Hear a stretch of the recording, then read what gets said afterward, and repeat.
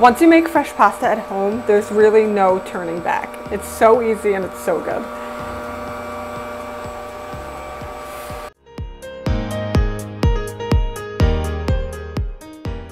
If you are intimidated by making fresh pasta, fear no more. I'm going to show you exactly how to make it so you have the confidence to make it in your kitchen.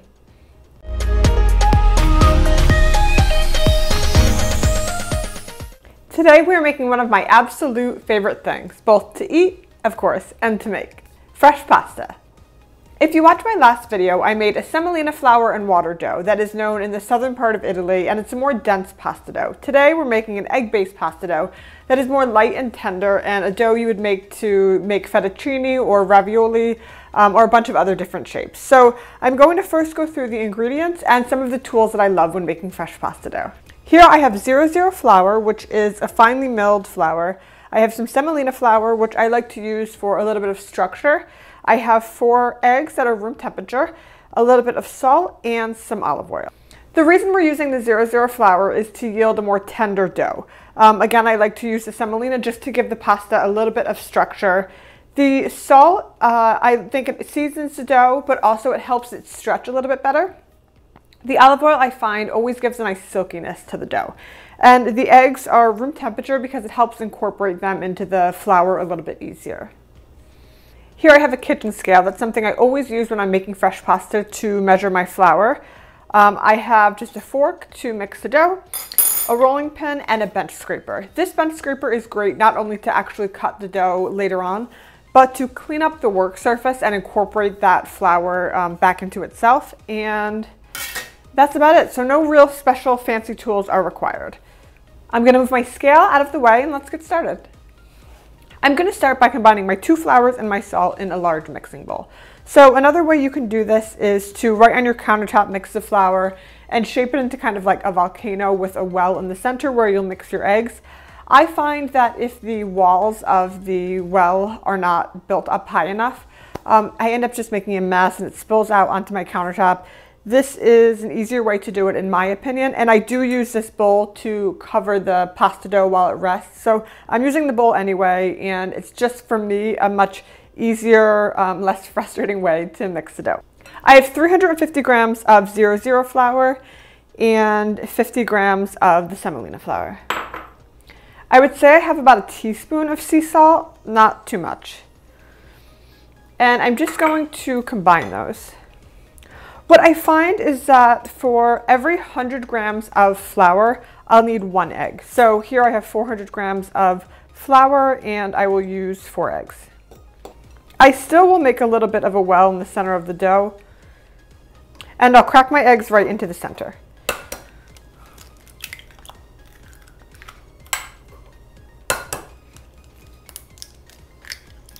These are just standard brown large eggs. I don't weigh my eggs, some people do. I just find that by the feel of the dough, once you've mixed it, you can tell if you need to add a little bit more water or a little bit more fat. I'm not someone who individually weighs out the eggs. All right, so we've got 4 eggs. And to that, I'll add my olive oil. I would say this is about a tablespoon of olive oil. I'll set these bowls aside and start mixing. I'm just going to start by mixing the eggs in the center, and then once they all get combined, I will gradually draw in a little bit more flour until it's all combined. Now when you're making this dough, it is definitely going to look shaggy and a little bit dry, and you're going to be eager to add more water. Just wait until you have combined your dough, because you will be surprised, especially after it rests and hydrates, how the dough transforms into something that is silky and smooth and hydrated. So I'm just mixing this, no real rhyme or reason, until everything is sort of combined. But again, it looks very dry and is not by any means looking like pasta dough yet. Once everything is at least incorporated, I'm going to just clean off the fork and turn this out onto my counter to start kneading. All right, so you can get a good glimpse of how dry and shaggy the dough is before I turn it out onto my countertop. There's still a little bit of egg and flour in the bottom. Get all of that out. And now the fun part, kneading the dough. You're going to use your hands to combine together and try to get all of that flour hydrated. When you're kneading the dough, it truly takes about 10 minutes to incorporate everything and properly knead the dough. I would say when you're first making pasta, set a timer for 10 minutes just to make sure you have an accurate amount of time. Once you're kneading, it can feel like time is standing still and you've kneaded a lot longer than you have. But kneading is really crucial to the dough because the gluten develops, and properly kneading it gives it that nice chewy texture of pasta that we all know and love. Get any off of your hands at any point and kind of add it back into the dough and keep incorporating it. If you've mixed it for, I would say, a minute or so and you find that it's still sticking to your hands a lot, then you can add a little bit of flour to the dough, but just give it a minute and see how it feels before you add anything. This is actually a reason why I choose to mix it by hand instead of doing it in like a KitchenAid or stand mixer, because I think it's really important to feel the dough and know exactly what it needs versus just putting it into a stand mixer and walking away and letting the stand mixer do its thing. And now what I'm going to do is take the palm of my hand, push out and roll it back in and rotate. Push out, back in, and rotate. And we're just going to keep doing this for 10 minutes. So set that timer and knead your little heart out. So as I'm kneading here, I'm finding that the dough is sticking to my countertop a little bit. So what I'm going to do is just a dusting of the 00 flour on my countertop and on the dough, and just keep kneading.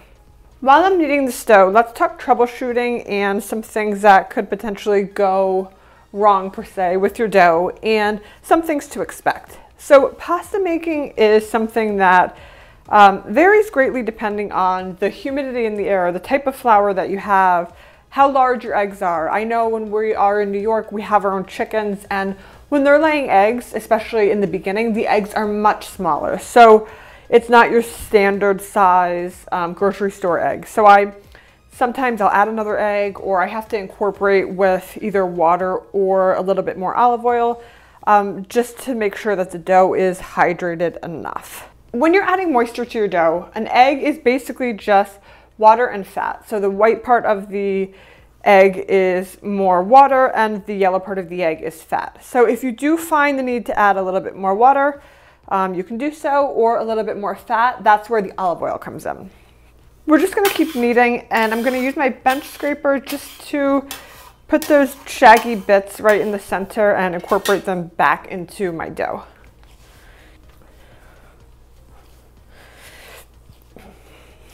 How I'll know the pasta is coming along nicely is it's not sticking to my hands or the countertop, and it's not crumbling or shaggy looking. It is just the right consistency. As we knead, gluten develops, and that's what makes the dough stretchy. So you'll find that it is much easier to knead the dough as you get a few minutes into it, and it gets much smoother. And we're going to keep doing the same pattern, just pushing out with the palm of our hand, and then pulling the dough back in, pushing out, and rotating. Use two hands and really get in there if you need to. This is a good arm workout. The dough has gotten much softer and much easier to work with, and we're getting pretty close to being ready to give it a rest. Again, a clean countertop is a good sign that your pasta dough is coming together nicely. So once you make fresh pasta at home, there's really no turning back. It's so easy and it's so good. In that regard, we're in pretty good shape.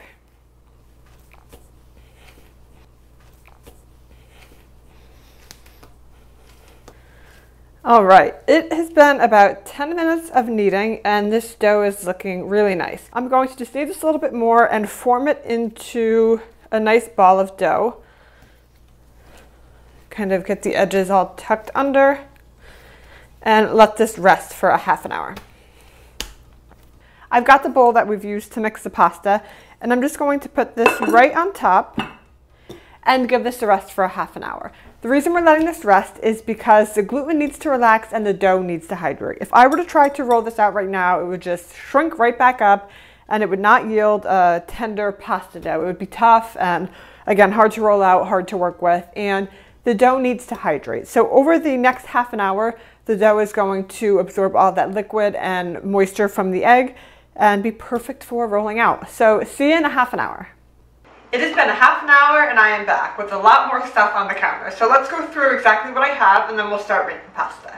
Of course, I have the ball of dough that's been resting for a half an hour. I have my bench scraper, a rolling pin, a cutting board, 00 flour, semolina flour, a semolina dusted baking tray.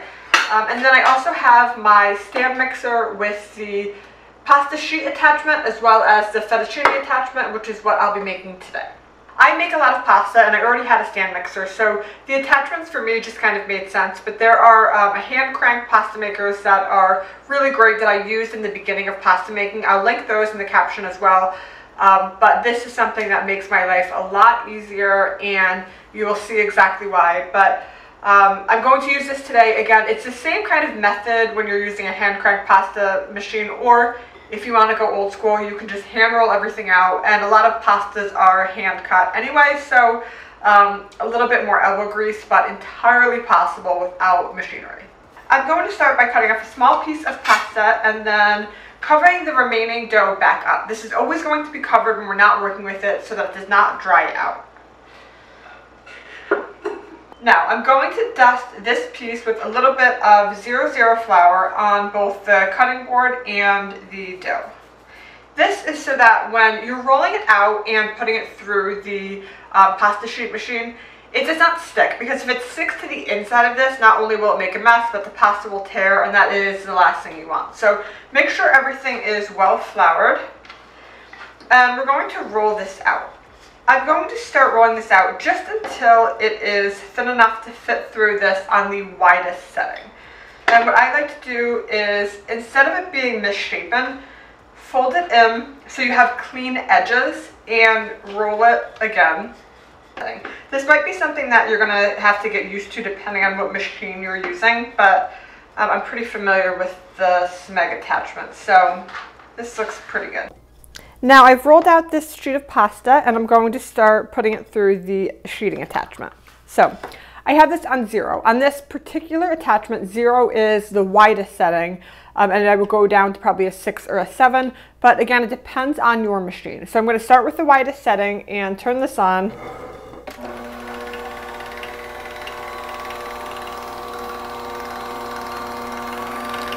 Each time I'm going to get it a little bit thinner.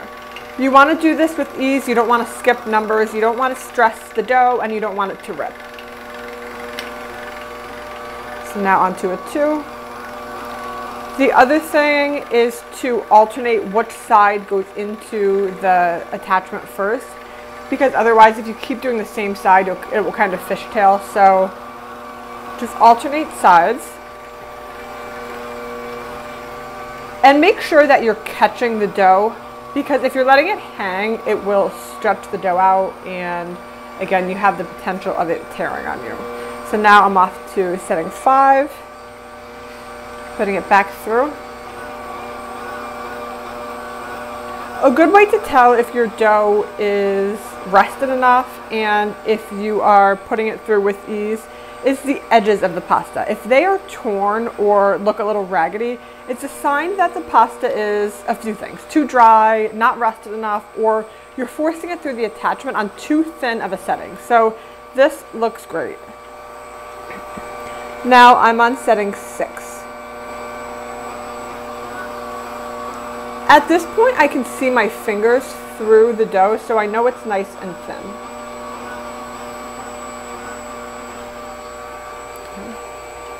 I'm going to keep this at this thickness, so what I like to do is just run it through that same setting one more time.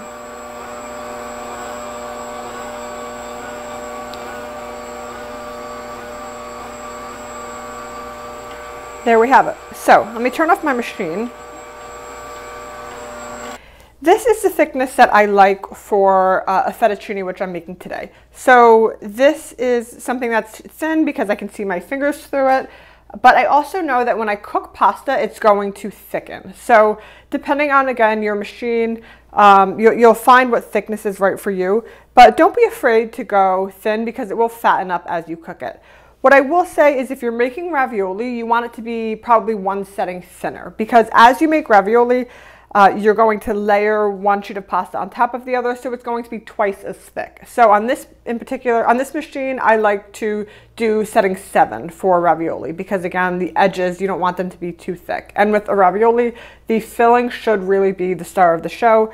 For fettuccine today, this is perfect, and now I'm going to switch out my attachment.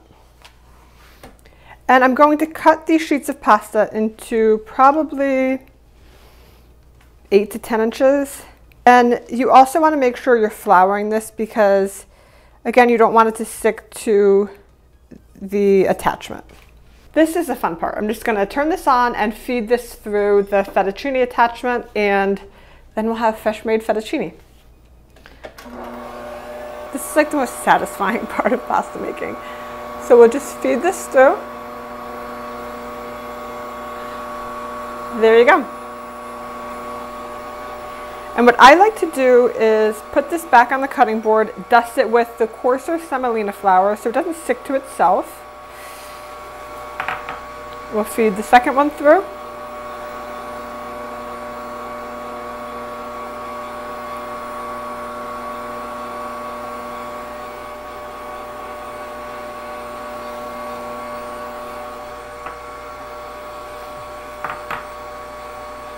And the last one.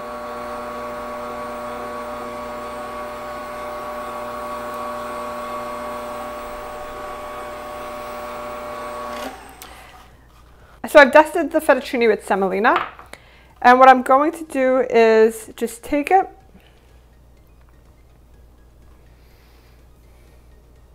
and wrap it around my hand until it forms a nest. That's a generous serving, but probably one serving size. And I'm just going to place this on my semolina dusted baking tray.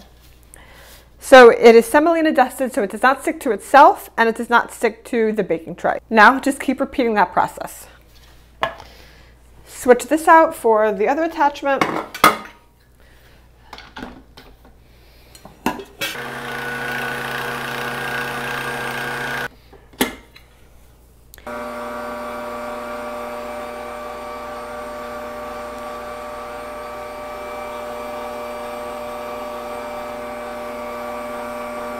Now I've made my pasta and mostly cleaned up. Don't look over there. But I want to talk a little bit about how to store and prepare your pasta.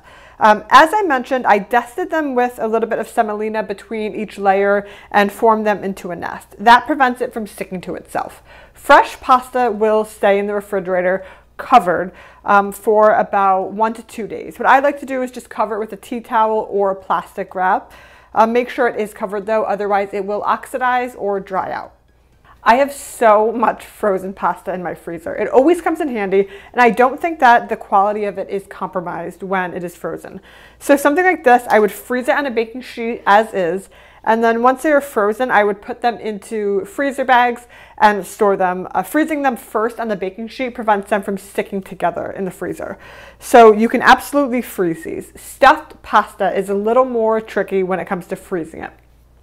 The filling of stuffed pasta, whether it's a cheese or a meat or a seafood, it can expand when it's frozen because the ice crystals form, and it can cause the pasta dough to crack. So I will link an article on how to freeze pasta dough properly.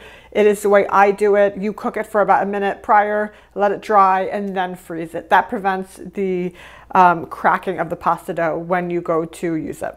Now for cooking pasta. Fresh pasta cooks very quickly. In boiling salted water, it is about 1 to 2 minutes to be al dente.